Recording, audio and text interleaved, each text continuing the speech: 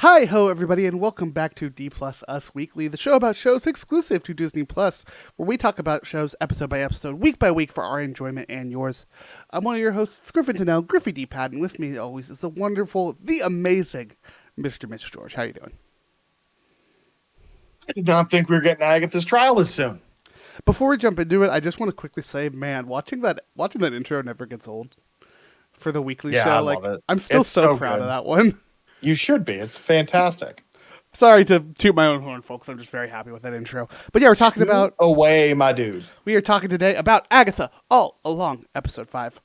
Darkest Hour, Wake Thy Power. I'm right there with you, Mitch. I was not thinking we were getting Agatha's trial this soon. Getting this reveal this soon. Getting anything that happened this week this soon.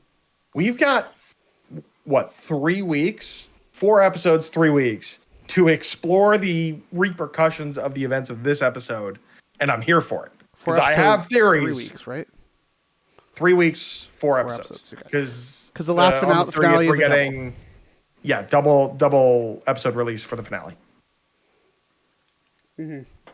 Yeah, this show continues to be amazing, continues to be one of my favorite shows Marvel's put out for a litany of different reasons that we're going to talk about here. But before we get into full spoilers, remember, folks, this is a spoiler-based show. If you haven't watched the episode, go watch the episode and then come right on back and listen to our thoughts about this show, the MCU as a whole, comic book stuff, anything and everything is on the table when we talk about this kind of stuff. Also, remember to go check out the normal show, D Plus Us, where we talk about movies, videos, and games, really anything related to Disney. Our most recent episode is one of the most chaotic episodes we have ever recorded. It is our first foray into talking about video games on the show, and we started off with a banger talking about Kingdom Hearts. So when are we going to get Nick back on to talk about Star Wars Episode 1 Racer? We will not have... That has to happen, right? Love you, Nick. I love him. No, there was actually... God, I saw a tweet about it today. Why was someone tweeting about it today? Not about that game. Okay. Not about that Star Wars game. Separate Star Wars game. Jedi Fighter? I think. Okay. But apparently game's... Aspire tweeted... Yeah, that... Celebrate 25 years of Star Wars Episode 1 Jedi Power Battle. Jedi Power Battle, that's what it was. Features and iconic lightsaber duels. Like, I want to do that. By pre-ordering now. I want to do that. Why is that a thing? Aspire is bringing back every single old Star Wars game. It's fantastic. There's a 10% pre-order bonus on Steam. The game launches January 23rd, 2025. I know, Mitch. I know that there was a 10%, but... Did you already buy it on Steam? Maybe yes, maybe no. Is it deck compatible? Unknown. Probably. If there other stuff is. Yeah. Anyways, we'll do that eventually. We'll do more video game stuff soon, but go check that out. Maybe I'll let Mitch talk about Marvel Snap at some point. Don't. No one wants to hear that. Honestly, that game, I have a very love-hate relationship with that game. It's still got its hooks in me. And I keep trying to quit it, and then I don't, and it's a problem. See, I want to do an episode where you talk about that and I talk about Dreamlight Valley. Because that's my relationship with Dreamlight Valley. I will play Dreamlight Valley if we're going to do it for content. Anyways, beside the point, go check out that episode. It's a great episode, telling it how much you love him. What everyone on YouTube seems to be doing. Thanks, bud. Anyways, episode 5. Full spoilers from here on out. We got so much shit in this episode. We're not going to do what we normally do. We're not starting at the end. Salem 7 is back. Agatha's mom is still a bitch. Yeah. Rio is desperately in love with Agatha, and it is still the greatest fucking thing in this show. I was definitely right last week in what I thought of Rio's role in this whole thing. Yep. Can I spoil something for you? The thing I might have spoiled it for myself. After I was going to say the thing I was talking about last week that I already knew. Thing? Yeah, it was the Funko thing that she's death. I figured, yeah. I'm glad I didn't see that until after this episode. That's yeah. For sure. Oh, yeah. Especially since she is noticeably absent from the final scene. Well, that's what gives it away. But yeah, we got that. There is the reveal of Wiccan, which we'll talk about. There's so much that happens in this episode that I want to start off with something extremely mundane in the show. With the brooms. because I loved the ceremony. It's Or the such a adorable, like, great moment for Teen. Patty LuPone especially, but for all of them, like especially for Teen, I think that's his moment that really is amplifying him into becoming a full-fledged witch. I feel so bad by the end of this episode. Like, Alice had so many good moments where she just whacks that member of the Salem 7. So funny. Yeah, it's such a great. I think this is such a great episode, and I love this show in general because it feels like it is written like a fucking TV show.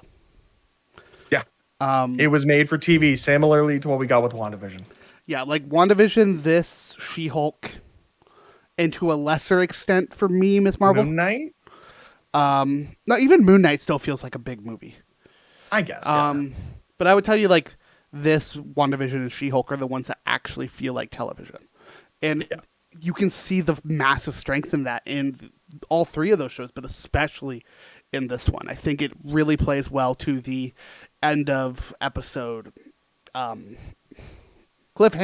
to recaps, to how it just tells its story just in general. It works well. I mean, using the recap to explain her mom made a lot of sense. I don't know. I skip the recap every week. So. I normally do, but I didn't this week because it opened with scenes from WandaVision, and I thought, oh, this might be important. And it's been a while since I watched WandaVision. Fair enough. I was watching WandaVision after watching this episode to compare some things. Yeah, I think what this episode does a really great job of is it's setting up a lot of, like, there's a lot of reveals here for a few different things that allow us that space over the next 4 episodes to tell stories with those consequences, as opposed to, oh, the reveals in the second to last episode, so now we've got 1 episode to do blasty, shooty, and the show's over, which is what we got with WandaVision. Yeah, if this was like any other Marvel show, that reveal would not have been until, like, the penultimate episode. Yeah. Or the maybe one before. Yeah, I would say penultimate release. Yeah. Like, I love that they've said this so early because it really makes sense for it, but, like, we now know who the Salem 7 are. Which is, like, something that is, like, massively important. Yeah, and then it just moves on. Well, also, I think the thing I enjoyed the most of this episode was the confirmation of my theory around Patty LuPone's character. That all of these weird moments she's had in previous episodes were premonitions. Because there's 2 moments here that basically confirm it, right?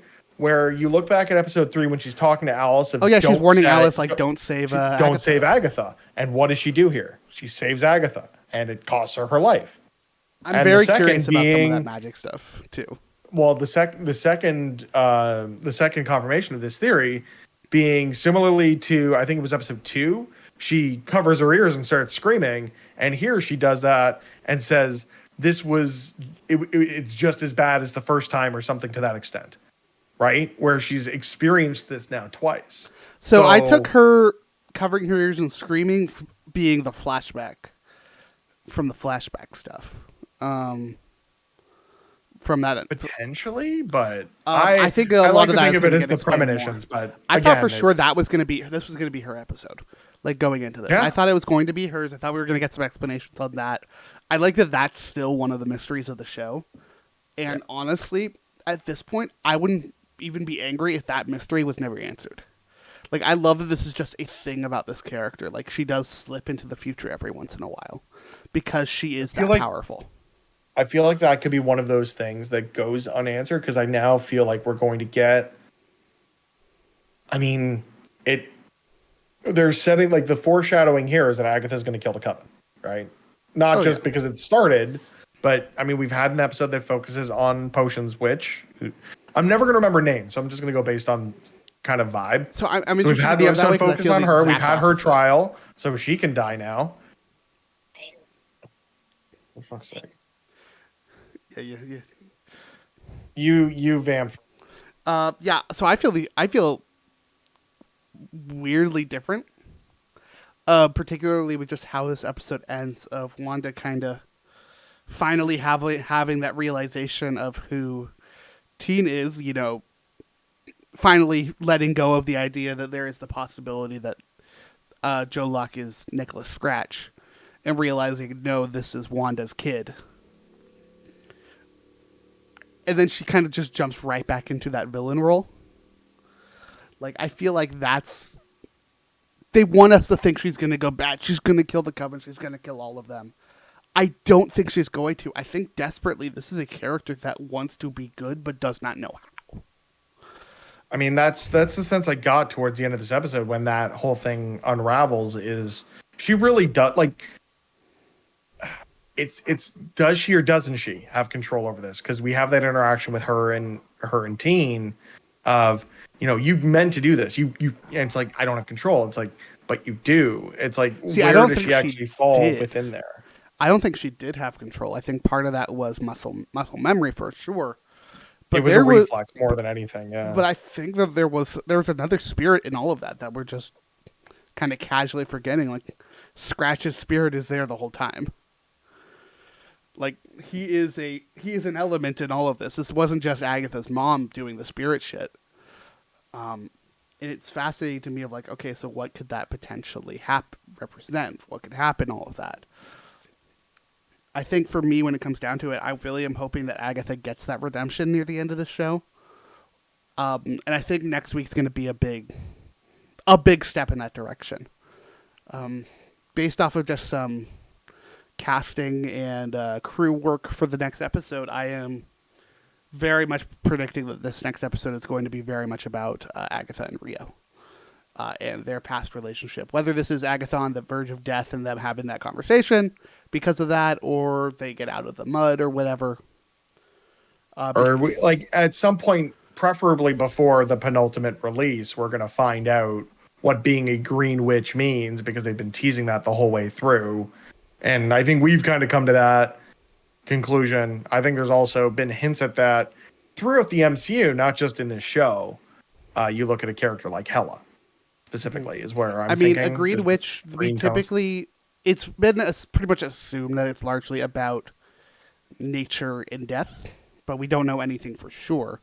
But the thing for me is, and this is very much, getting into the weeds of how TV shows are made and whatnot, there is a intimacy coordinator on the crew for episode 6. That is good information to have. Yeah, intimacy coordinators are typically brought in for more often than not sexual scenes. So I'm definitely thinking we're getting that kind of storyline there, getting more on that. Because I think ultimately Rio and Agatha's their relationship is one of my favorite parts of this show. Like, I love that, and they call it out in the episode, that Rio is like offering to slit her throat, and then 5 seconds later, like, no, your mother cannot have you. She is pure evil. I mean, I think their backstory means a lot to the way that she interacted with Agatha's mom. I can't remember her name. I'm bad with names. Evanora. It starts with an E. Yeah, it doesn't matter. So at that point, Evanora. I know, but I was also talking and didn't hear it, and I apologize. For shame, Mitch. For shame. It's fine. No, I'm also apologizing for being a little distracted, but the work thing seems to have subsided, so I can take a look at it after. Perfect.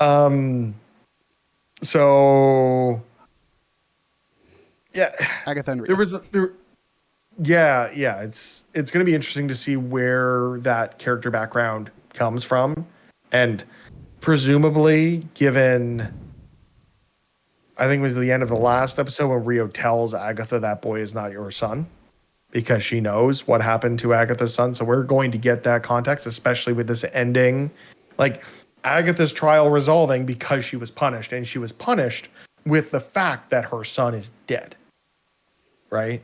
I do still think it's comic books, it's Marvel, it's craziness. So like, there's always ways for characters to come back. And I do think that by the end of this, between, Mephisto or Rio or just circumstance, the end of the Witch's Road, whatever it's going to be, could lead to a situation where Nicholas Scratch is actually like the big bad of this show, or the big bad for some spooky thing to come with Agatha's character. So Nicholas end up I'm being really the, I'm just manifestation of Mephisto. exactly. Like they've answered a lot of the questions I had coming into the show, so I don't know what we're getting in the next 4 episodes, which is I think what's really interesting about this. Specifically, the big reveal at the end of Teen wearing his mother's crown, and I think we got to talk about that before we wrap this up because we called it, but god damn, was that some way to reveal it? Yeah, I definitely didn't expect it this soon. I definitely didn't expect him to full on have a crown. Like, I mostly know him for having just the headband, I think which has what's some neat. metallic components, but I think what's neat about this personification or this characterization of Wiccan is because his magic ties so closely into his mother's magic that it is just a different manifestation of her own dark abilities. Because the crown was a thing at the end of WandaVision, yeah, it never which I'm showed trying up to before remember that. what she did to manifest the crown. It was just when she was putting her costume together. Basically, it was when she finally learned about magic and like kind of unlocked her potential, so to speak. Yeah, so him unlocking his potential here, I think, was that like seeing that manifestation. I thought was really cool.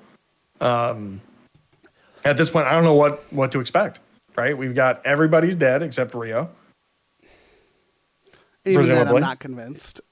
they're not. They're not. There's going to be some way to pull that. Like he's going to come to his senses and magic them out of the puddles, or It makes me wonder Rio's if going he to was come and fully in figure control. something out because it's not their time to go, or something to that extent. Like, I'm curious where this story is going to go with him. If they're going to try to twist him into a big bad role for this, I don't think they will.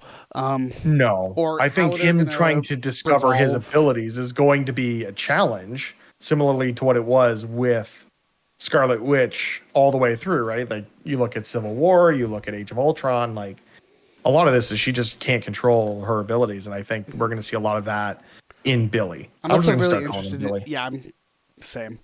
I'm really interested with how Billy's using his magic as well, because like comic book wise, his whole thing was essentially saying, "I wish yada yada yada," over and over again until it happens. Which is very much dumbing down how it actually works, but it's the easiest way to explain it. I'm curious if we're getting something like that. If Mephisto's the one in charge here of this body at this moment, like there is some bigger reason as to why this is happening. Also, the Salem 7 is still there and is still very much an issue to be dealt with. I don't love the fact that we got the Salem 7 because they left the door open. Like I felt like that was a very weak way of saying, "Oh, they've made it to the road because of that." I wanted some like really creepy rendition of the Witch's Road that gets them in or something. But I mean, same, but also, I mean, theoretically, with the way the road works, it would put them on a separate road. Like, the Witch's Road is true. different for the coven that goes into it. Yeah. So I'm interested to see how that works out. Like, there's so much happening here. One final thing I want to call out to with this episode, though, is something I noticed this. I think it was either last week or the week before, but it's with Patti LuPone's character. Of when stuff gets called out, she throws out the name of a card every once in a while. And I thought that was really interesting because I picked up on this one being Knight of Wands. Different tarot cards, for those that don't know, have very different meanings. Typically, it ends up you have your major arcana, but then you also have a bunch of minor arcana, which essentially almost works like very similar to like a proper deck of cards. But like the Knight of Wands in particular is one that's very much about energy and impulsiveness. And so calling that out as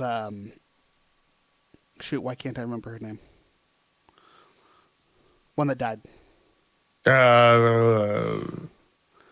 Alice. Alice. Well, Alice is like impulsively trying to save Agatha. It's just a really awesome, fun touch to all of this. Like, ultimately, when it comes down to it, they've nailed production design, they've nailed writing on this show, they've nailed editing on this show. It is just so well done from top to bottom.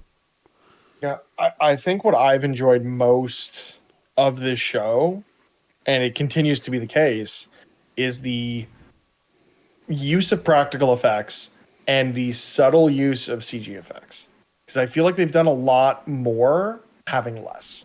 And that continues to be the case this week, where we saw, the CG backgrounds and stuff when they're flying the brooms, but everything in the trial was practical, except for the ghost. Even the practical effects. We didn't even talk Even about the ghost was possessed relatively Agatha. Even the ghost is relatively Agatha. practical. Well, I mean, even just possessed Agatha, that was just The Exorcist. Like, And it was with awesome. makeup. It was great. It was awesome. Yeah. Speaking of, like, I loved everything about the Exorcist, about like the Exorcist ass moment with all of that is great. But I love how they started it with it, like the Mr. Shart. Mrs. Hart, No, Mr. Shart. Mr. Shart. You're sticking with this one? No. Mrs. That was really fun. Yeah, I love that. Like, it totally got me too at first with her doing the voice, and then she made like one too many jokes. So good, so fun. Agatha continues to be one of my favorite characters now for the MCU. Like, it's just such a Can't wait to see what the next 3 weeks hold. yeah. It's gonna be a wild ride. Of course, we'll be here for The two-part finale for Halloween's going to hit, and it's going to hit in a way that I don't think any of us are expecting at this point. Because we were expecting a lot of this stuff towards the end, and we've already seen characters killed off. We've seen the reveal of Wiccan. We've seen more hints at different things to come. Like, I'm strapped in and I'm ready for this ride, Griffin. Oh yeah, I have no idea if we're even remotely ready for what comes next. Because I have no idea what comes next, and that's what makes me so excited about this. Mephisto, probably at some point, maybe. Anyways, we'll be back in the next Sasha episode. Baron Cohen in this show as Mephisto? Yeah, maybe. Who knows? Mitch, if you want to keep up with us, where can people find us? YouTube at D+us, socials D+us that I need to use more. Yeah, hang out with us in the internet at Mr. Mitch George, at Griffey D-Pad, on all the socials. We talk a lot of Disney, we talk a lot of games, we talk a lot of miscellaneous weird random crap. I talk a lot about Trying to figure out what you've been talking about on social media lately. I mean, I don't. That's the thing. I'm not very active. Just Sam. Yeah. Anyways, yeah. Find the show. I don't put a lot out there. Follow the main show. We will see y'all in the next episode. But until then, have a magical day. Excelsior.